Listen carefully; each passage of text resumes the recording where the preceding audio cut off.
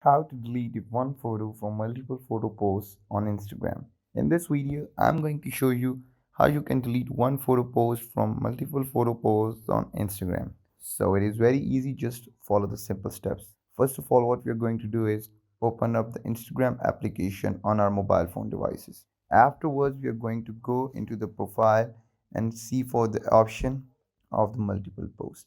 After going so, go in profile feed. We can go to the profile feed by tapping on the right lower corner in which our profile picture is being shown. Hence this page will open up.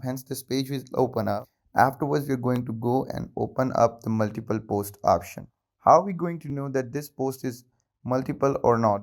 We can get to know about this by the following ways. As a simple or a single post, you don't have anything on the right corner of the picture. For example, this one, as I don't have anything on it.